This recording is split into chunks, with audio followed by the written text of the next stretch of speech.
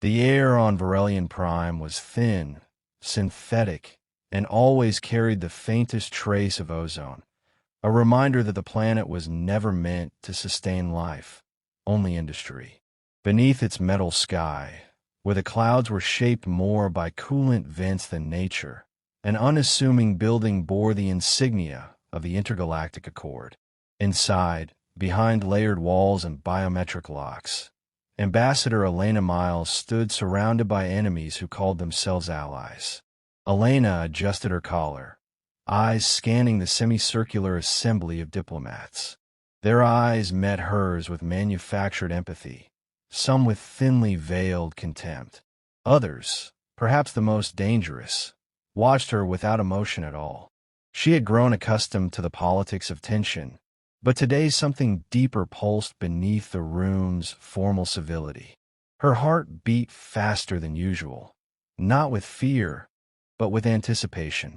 It was in the air, the static before the storm. At her side, Juno Carver, her personal security detail and closest confidant, stood still as stone. Though dressed in the dark blue of official diplomatic protection, she never shed the posture of a soldier. Her hand hovered just inches from the concealed holster at her hip, fingers flexing now and then, measuring threats. Her eyes moved constantly, sharp, calculating, scanning not just faces but motives. "This hearing," began Counselor Vale Trask, chairman of the Terran Defense Council, "is not a tribunal. It is an opportunity for transparency, for truth, and for closure." Trask's voice was smooth, too smooth, like oil over rusted gears. Elena had known him for years. Once a mentor, now an adversary. His ambition had once thrilled her, inspired her. Now it disgusted her. What she had uncovered about him, about Earth's covert operations and the destruction they enabled, would burn across the stars if released. And that, of course, was why this charade existed. Elena took a breath. She could feel Juno tense beside her. The moment had arrived. 2 months ago, Elena said, voice steady, a Terran covert vessel entered orbit over Tirzal Prime under stealth protocol. They deployed a signal jammer that blocked all outbound communication, then launched a kinetic strike that vaporized a defense satellite. Moments later, a high-frequency pulse, one known to be lethal to Tirzalian neurophysiology, was broadcast over open comms. 10,000 died before the frequency stabilized. That was not a rogue action. It was a sanctioned act of war. A murmur spread through the chamber. Some feigned shock. Others didn't bother. Trask tilted his head, lips pursed in mock concern. "Ambassador Miles, do you have evidence to support this extraordinary claim?" "I have witnesses, data packets, timestamp logs, coordinates, and I have the survivor of the assassination attempt." The word landed like a thunderclap. Juno stepped forward, eyes locked on Trask. "You try to silence her." A Tirzali soldier infiltrated the consulate gala on Halion Station with a blade laced in neurotoxin. He almost succeeded. Almost, Elena added. And when we interrogated him, he gave us everything. His people believed Earth attacked them first. They thought the Accord had failed them. But it wasn't the Accord. It was you. Trask chuckled, low and condescending. "This is dangerous rhetoric. Earth doesn't make first strikes. You know that." Elena took a single step forward. "Don't insult me." Juno's eyes flicked upward. She saw it before Elena did. Movement in the shadows near the chamber's edge. Too fast. Too close. Down. The explosion shattered the stillness. The concussive blast ripped through the left wall of the chamber. The ceiling trembled. Shards of metal and plasteel rained down as panic erupted. Diplomats screamed, dove for cover. Security teams rushed in, weapons drawn, barking unintelligible orders. Smoke filled the air. Juno was already moving. She shielded Elena with her body, scanning for the source. Her sidearm was out before her brain registered the motion. A figure emerged from the smoke, tall, armored, moving with the unmistakable gait of a trained killer. His skin was pale gray, laced with black bioluminescent veins, and his eyes glowed with fury. A Tirzali. Another one. He moved with terrifying speed. Juno fired twice, chest and shoulder, but the shots barely slowed him. He leapt forward, blade in hand, aiming straight for Elena. This time, Elena was ready. She dropped to the floor, rolled beneath a broken table. Juno met the attacker head-on. Their weapons clashed, metal against polymer, bone against will. Juno fought like a storm, her movements sharp and precise, driven by something deeper than training. They crashed against the wall. The Tirzali roared, more in pain than rage. Juno jammed her elbow into his neck and drove her weapon into his side. He fell, bleeding and snarling, but still breathing. "Who sent you?" Juno demanded. He spat at her. Elena stepped out from cover. She looked at him, really looked. His eyes were not wild. They were mournful.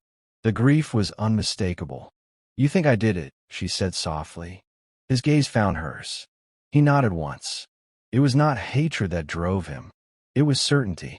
"They lied to you," she said. "They wanted you to kill me, so we couldn't talk." His chest heaved. For a moment, something shifted behind his eyes. Doubt, maybe, or despair. The guards swarmed in. They restrained him roughly, shouting orders to clear the room. Juno holstered her weapon, breathing hard, hands still shaking. Elena watched Trask through the haze. He hadn't flinched, hadn't moved, only watched. Later, in the emergency chamber where damage control was underway, Elena stood before a cracked mirror. Dust streaked her face. Her suit was torn. Her knuckles bled. But her eyes burned with clarity. "They're coming for you now," Juno said. "You realize that?" "I do. They won't stop with diplomacy." "Then we don't fight them with diplomacy," Elena replied. "We fight them with truth." "You're talking about treason. I'm talking about justice." Juno's silence was answer enough. She was in. They made their move that night. They abandoned the secure channel. Went dark. Off-grid. Juno rerouted them through obsolete relay stations, bouncing through systems long forgotten. Elena deleted her official identity from Accord databases. No longer an ambassador. No longer protected. Just Elena. They contacted Veeler, the Tirzali who had tried to kill her weeks earlier, and whom they had taken prisoner instead of executing. He had been kept alive at Elena's request, not out of pity, but because she had seen something in him. Something human. He answered her call with suspicion, but listened. She told him everything, showed him the evidence. He didn't speak for a long time. When he finally did, his voice was quiet, like wind over ash. "My family died in the pulse." Elena swallowed the lump in her throat. "I'm sorry." He nodded. "I believe you." They had an unlikely alliance. Elena, the fugitive diplomat with a target on her back. Juno, the soldier who no longer saluted the flag. And Veeler, the assassin whose blade had once aimed for peace through death. Now, they would expose the lie. And the stars, once silent, would soon bear witness to truth. Elena Marek had spent her entire life in the service of diplomacy. Born in the shattered remnants of Earth's post-war era, she had learned from a young age the value of negotiation over violence, of understanding over conquest. She grew up among the refugees of Mars, her family caught in the wreckage of human conflict, yet her parents, though gone now, had instilled in her a belief that peace, true, lasting peace, was possible, even between the stars. It had become her mission, her purpose, to prove this truth. But now, as she stood in the stark, dimly lit room of Earth's Unity Command, Elena's faith was in peril. The walls felt as though they were closing in on her, the silence pressing in like a suffocating weight. She had been brought here against her will after the assassination attempt, a precautionary measure. The message had read, but there was nothing reassuring in the way they had locked her in this hidden base beneath Antarctica.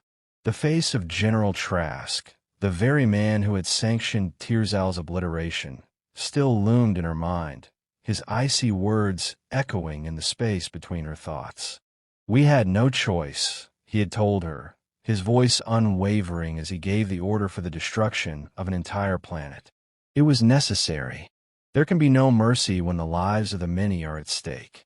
Elena had wanted to scream at him, to tear the words from his mouth, but all she could do was sit there, the rawness of betrayal burning through her chest. She had once trusted Earth's leadership, believed in the ideals they upheld. But now, all of that seemed hollow, a facade built on the corpses of worlds like Tirzal. What did it mean to be human anymore? What did it mean to fight for peace when those in charge seemed hell-bent on proving that peace could only be secured by power? She had fought for the Tirzalis' inclusion in the peace accords, seeing them as victims of a war they never truly understood. She had fought to bridge the gap, to show that they were not just a militaristic species driven by revenge, but that they, too, were capable of understanding and cooperation. And in return, they had nearly killed her. But Elena was no stranger to struggle. She had faced opposition before, both external and internal. Her work had always been a balancing act, between worlds, between ideologies, between people who saw only their own version of truth. What she hadn't expected was for the very people she had worked alongside to be the ones to betray her so thoroughly. She paced the cold, sterile room, her hands trembling as she pressed them against her forehead, as if trying to erase the past few hours. They had destroyed Tirzal. She had seen the flashes on the holographic map, the sudden eruption of light as a planet was wiped from existence. A civilization, its people, gone in an instant, all in the name of peace. There was a knock at the door. Elena didn't move. The door slid open, revealing a familiar face. Juno Kale, the aide who had thrown herself in front of Elena to stop Zorak's fatal strike.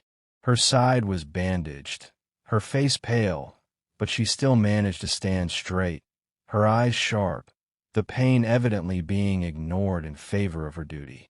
"Ambassador," Juno began, her voice hoarse but determined.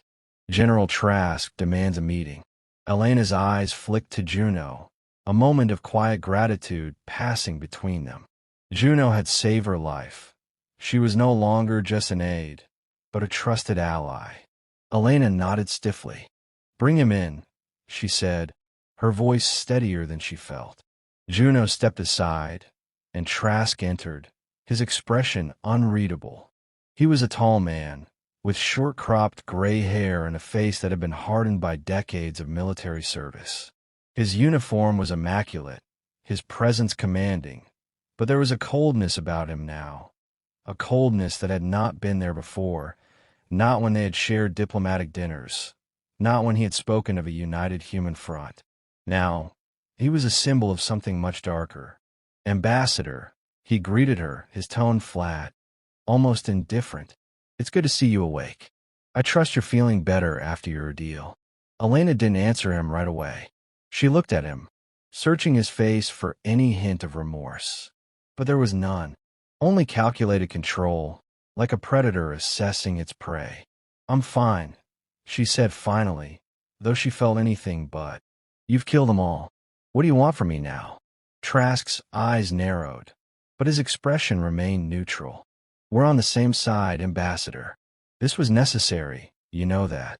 Tirzal's military was a threat. Zorak's actions were just the beginning. If we had allowed that assassination attempt to go unpunished, it would have sent a message of weakness. We cannot afford weakness." Her hands clenched at her sides, nails digging into her palms. "You're wrong. You crossed a line, General. This is not justice. This is revenge. There was another way. I fought for Tirzal. I fought for peace, and you destroyed everything I worked for." Trask stepped closer, his voice lowering, as if trying to convince her, but Elena could hear the quiet danger in his words. "You're not understanding the bigger picture, Ambassador. This is not about you. It's about the future, the safety of Earth, the stability of the galaxy. There are enemies everywhere, and we cannot afford to be seen as weak. We will not be made victims again. Elena swallowed, the weight of his words pressing against her chest like a suffocating cloud. She had always known there would be sacrifices in diplomacy. She had always known the cost of trying to build bridges instead of walls. But this was beyond her understanding. Then you'll burn everything for the sake of a fragile peace. You'll turn us into monsters. His eyes softened for a brief moment, but it wasn't compassion she saw. It was calculation. Peace is never fragile, Elena, but it is earned through strength. The galaxy respects power. Elena stared at him, the hollow feeling in her gut growing. And if that's true, then what have we become? What have you become? Trask didn't answer her. Instead, he turned to leave, but stopped at the door. We've made our decision, Ambassador, and it's done. Before she could respond, he was gone, leaving her alone in the sterile room, the weight of his words lingering like a shadow. She stared out the window, at the darkness of the stars. There was nothing but cold silence now, the void of space as empty as her soul. Elena sank into a chair, her body heavy with exhaustion, her mind racing. This wasn't the future she had envisioned. She had believed that diplomacy could break down barriers, that people could change, that entire civilizations could rise from the ashes of their past mistakes. But now, in the quiet aftermath of Tirzal's destruction, she wasn't sure what was left to fight for. Her eyes landed on the console. There, in the silence of her thoughts, Elena found her resolve. She could not let this be the end. She couldn't let Earth become what it was becoming, an empire of destruction, where peace was only a byword for power. There was something more at stake than her own pain. She stood, feeling the weight of responsibility press upon her shoulders. She wasn't done. Not yet. Elena Marek wasn't going to let the darkness win. There was still hope to be found in the stars, and it would begin with her. The corridors of Unity Command felt colder now, not from any drop in temperature, but from the weight that clung to the air. Unspoken truths, suppressed remorse, and the ever-growing shadow of consequences. Elena walked them in silence, flanked by two silent guards who didn't dare meet her eyes. Since her confrontation with Trask, she had not been confined, but she was no longer free either. Every movement she made was monitored, every word she spoke likely recorded. But they underestimated her resolve. The destruction of Tirzal Prime had not broken Elena. It had reforged her. Juno had recovered more quickly than expected, her youth and grit pushing her through treatments. Though not officially reinstated, she stayed close to Elena, guarding her with a quiet loyalty that had gone beyond protocol. She had become more than just a protector. She was a confidant, and now, perhaps, the only person Elena could truly trust. I accessed fragments of intercepted Tirzali transmissions, Juno whispered as they moved through the mess hall, keeping her voice low under the din of clinking metal and muttered conversation. Not all systems were destroyed. Some outer colonies are still operational. There's talk, whispers of survivors, and retaliation. Elena stopped walking. Survivors? Juno nodded. Trask lied. The entire system wasn't cleansed. The military target was vaporized, but some planets were spared. Strategic choice, maybe. Or incompetence. Either way, the Empire of Tirzal might not be dead. Just wounded. Elena felt something stir in her. Anger, yes, but also hope. Hope that not all had been lost. Hope that someone was still out there who could speak to the truth. We need proof, Elena said, and we need to get off this base. That's not going to be easy, Juno replied. Since the strike, the command has gone into high-security lockdown. Off-world travel is restricted to military-approved operations. Civilian diplomatic movements have been suspended indefinitely. Then we'll stop being civilians, Elena said, her voice steel. They began quietly recruiting. Elena's name still carried weight among idealists and diplomats, many of whom were disturbed by the sudden, brutal nature of the Tirzal strike. Not everyone inside Earth's leadership supported Trask's escalation. Some had kept silent out of fear. Others were waiting, watching, unsure which way history would turn. Elena's return to the halls of resistance was not marked by banners or open defiance. It was marked by whispers, past notes, encrypted messages buried inside routine data packets. It was enough. A plan formed, carefully, dangerously. There was an old Terran scout ship buried deep in the archives of Unity's hangar bay, once used for covert reconnaissance missions before the centralization of the defense fleet. Small, fast, outdated, but still functional. It wasn't much, but it could slip through Earth's planetary defense grid undetected if the timing was right. And timing, Elena knew, was everything. They launched at midnight, the sky above Antarctica cloaked in aurora. Juno piloted, her fingers dancing across the controls as the scout ship hummed to life. The stolen codes they'd secured bought them enough clearance to bypass the first defense layer. By the time alarms were raised, they were already past Earth's orbital tether. As they cleared Earth's gravity well, Elena looked back once at the pale blue world that had been her home, her hope, and now her battlefield. The stars ahead glittered with promise, but behind her, Earth loomed like a giant with blood on its hands. They set course for the Perseus Reach, where rumors claimed a Tirzali outpost had survived the cataclysm. The journey was long and dangerous, requiring bypassing several secure checkpoints. Juno's military training became invaluable. More than once, they dodged patrols by seconds, hiding in asteroid belts and slipping through gravitational shadows. On the fifth day, they arrived at a barren moon, Zarvi. It had once been used as a mining colony during the early expansions, long since abandoned by Earth. But the scanners picked up faint energy readings, just as the rumors had said. They landed in silence. The surface was jagged, windswept, and lifeless. But beneath the crust, hidden behind a veil of radiation and mineral shielding, was the signal, a faint pulse, repeating like a heartbeat. Elena and Juno descended into the crater, their suits insulated against the planet's bitter cold. What they found changed everything. It was a Tirzali base, small, improvised, but very much alive. And waiting for them at the entrance, armored but unarmed, was a figure Elena recognized at once. Not from personal contact, but from hours spent reading military dossiers and diplomatic logs. Commander Veeler, the younger brother of Zarak. He stepped forward, helmet removed, his gaze cautious but unwavering. "You're the human ambassador," he said in fluent Terran. "The one who tried to stop the war." "I failed," Elena replied, "but I'm here to make it right." Veeler studied her for a long moment.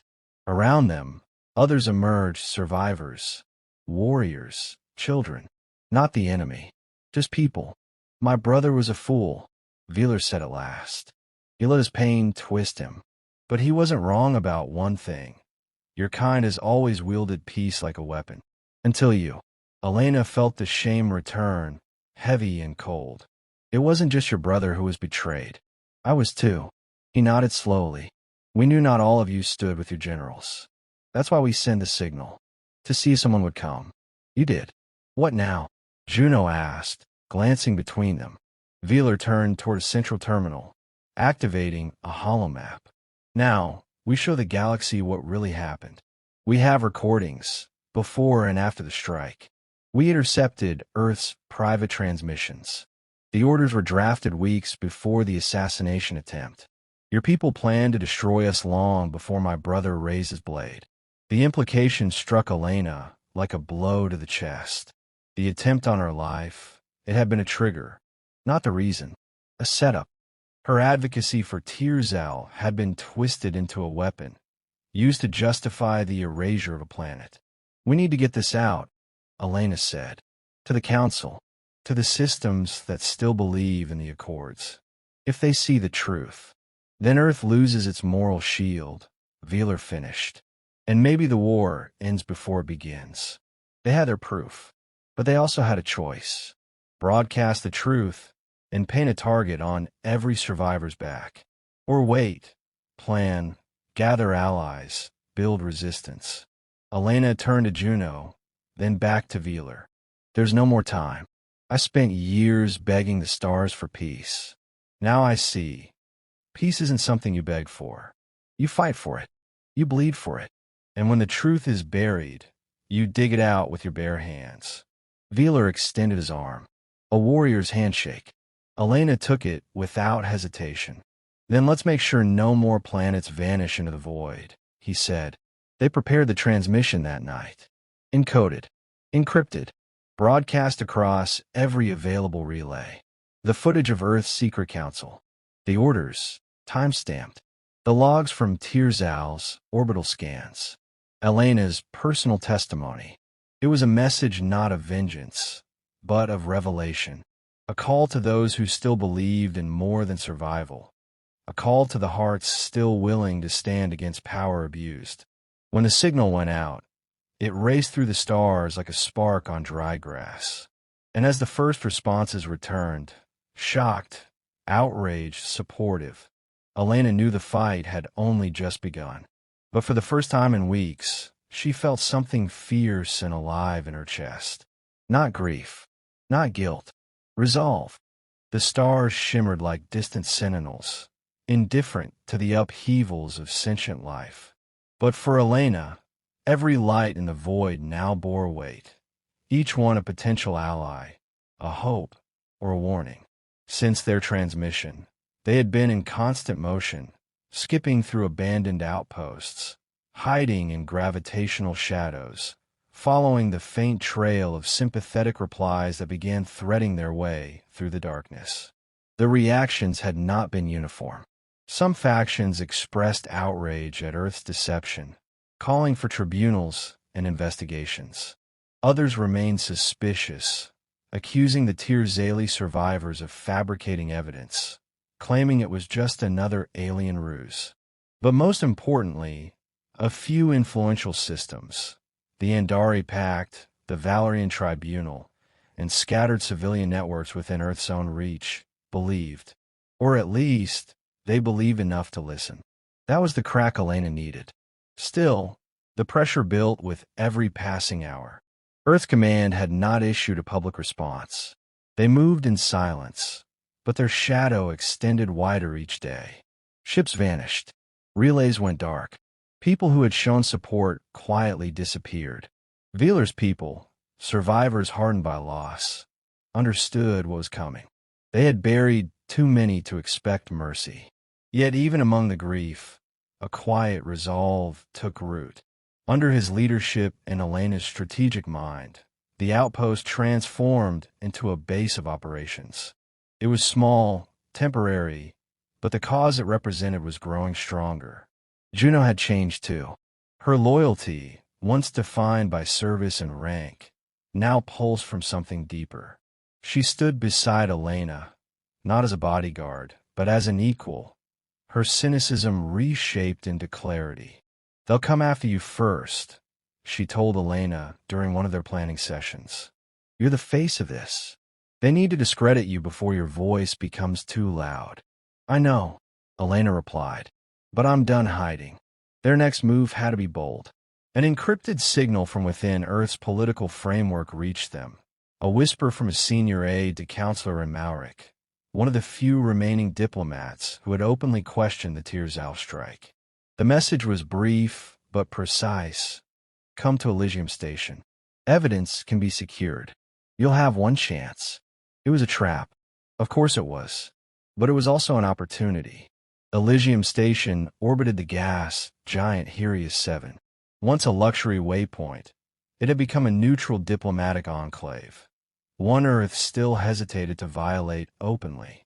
If anything could unmask Trask's scheme from within, it would be there, in the heart of bureaucracy's fragile last stand. The plan was brutal in its simplicity.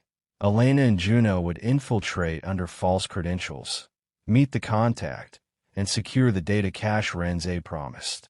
Meanwhile, Wheeler and a small team would remain off-grid, coordinating with emerging sympathizers who were willing to act, but needed confirmation. Proof that Earth's hand had moved long before Tirzal struck back. Elena didn't sleep the night before departure. The silence outside her cabin hummed with anticipation. She stood by the viewport, watching the stars slide slowly past. She thought of Zorak. He had tried to kill her, but his fury had been rooted in despair. A despair she now understood with painful clarity. He hadn't been evil. He had been cornered, lied to, used.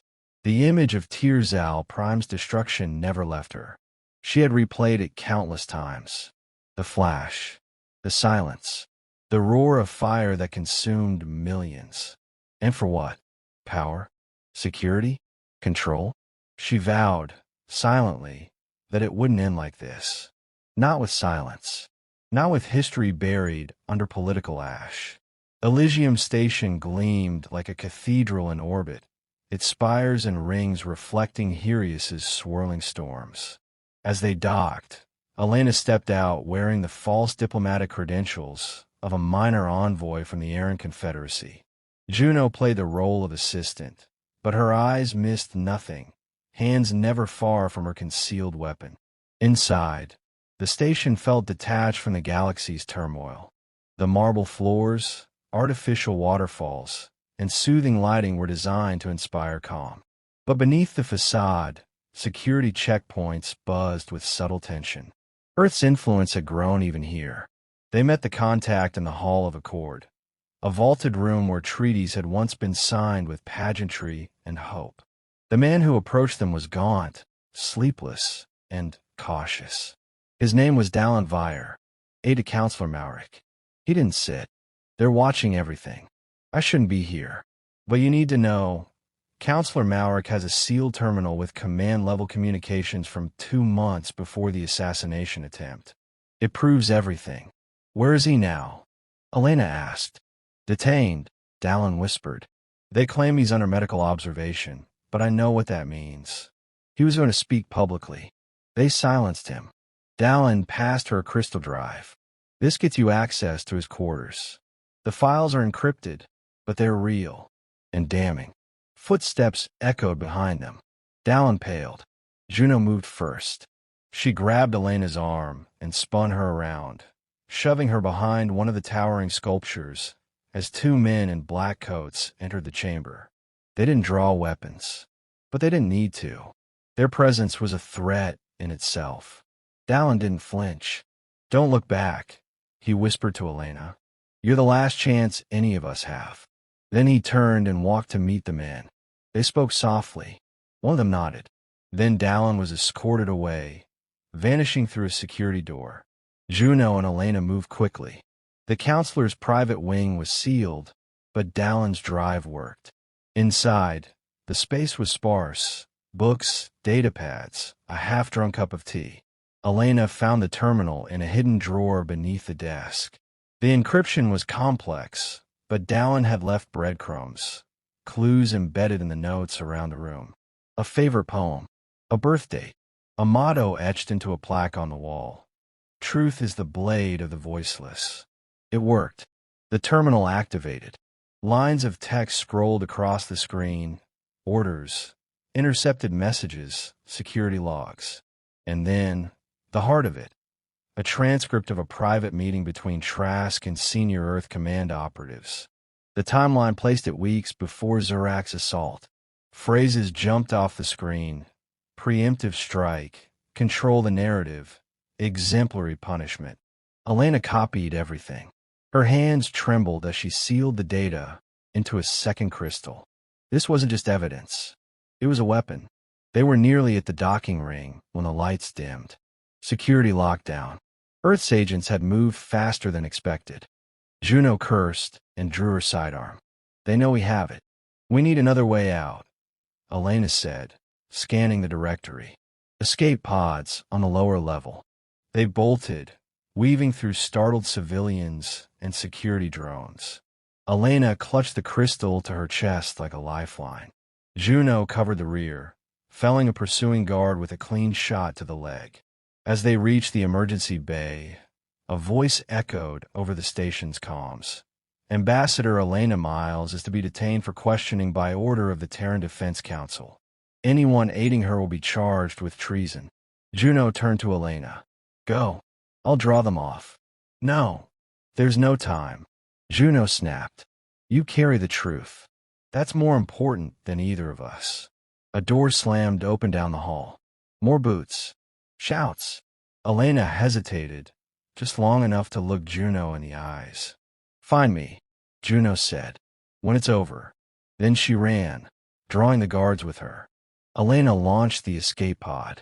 The station fell away beneath her, replaced by the blur of stars and firelight. She didn't cry. Not yet. There was no time. She opened the comms channel and initiated a wide-burst transmission. The data went out in all directions, scattering into every major network and rebel channel. She added her own voice. This is Elena Miles. Earth has betrayed the Accord. This is the truth they try to bury. The message ended. The stars were silent. But not for long. Because in the void, truth does not fade. It echoes. And Elena was no longer alone.